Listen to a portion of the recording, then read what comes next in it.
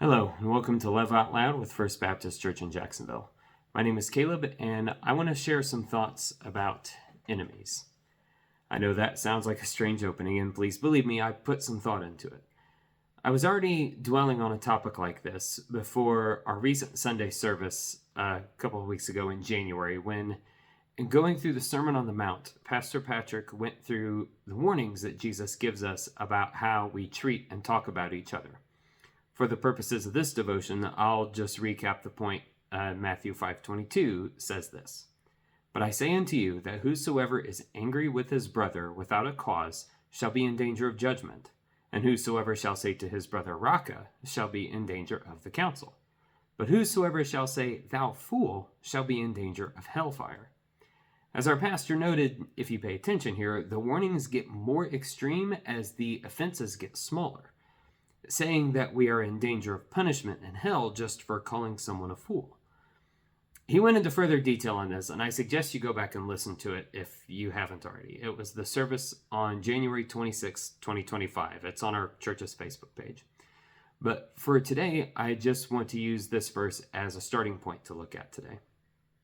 That's because this really brought into focus for me something that was already weighing on my mind and heart. I don't know about you, but I've noticed a disturbing amount of mugs, cups, etc. that say "tears of so-and-so" on the side. And no matter what your position in an argument, there is a cup out there that you can buy that's labeled as containing tears of the bitter emotions of person or people or group that you disagree with. At some point, society has found it acceptable to be mean and spiteful to each other, to make fun of, abuse, berate, belittle, or otherwise demean those that are different from us or that we disagree with for one reason or another, to call each other fools constantly. And if we aren't shy and we look around at who is doing this, it isn't just the general public. A lot of the people acting this way are professing to be Christians. Did Jesus tell us it was our right to taunt our enemies? Or in Matthew 5:41 in the Sermon on the Mount, did he say to go the extra mile when compelled to go just one, as Roman soldiers had the right to do to people in those days? Did Jesus tell us to spit and jeer at the man on the roadside because he was a different race or belief from us and deserved what he got? Or in Luke 10, did he illustrate that any human on earth is our neighbor, with the illustration of the Samaritan helping the Jewish man when the priest and the Levite, both leaders in his own culture, ignored him? Did the Bible say that we should drink with and enjoy the tears of those that disagree with us? Or does Revelation 7 say that one day God will wipe all the tears from all our eyes? Are we going to disagree with people or each other from time to time? Of course.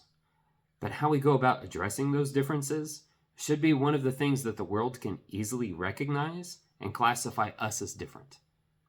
God doesn't want us to insult and revile each other. He wants us to love one another, even in disagreement. We are to treat all others with love and kindness. Love your neighbor as yourself. What does the Bible tell us about how to treat our enemy? With love. Romans 12:17-20, "Recompense to no man evil for evil. Provide things honest in the sight of all men. If it be possible, as much as lieth in you, live peaceably with all men. Dearly beloved, avenge not yourselves, but rather give place unto wrath. For it is written, Vengeance is mine, I will repay, saith the Lord. Therefore, if thine enemy hunger, feed him. If he thirst, give him drink. For in doing so thou shalt heap coals of fire upon his head. Be not overcome of evil, but overcome evil with good." This whole passage spells out treating those who would be our enemy with the same love and respect as anyone else. It may make them hot under the collar, but don't do it out of spite. We should do it out of respect and love.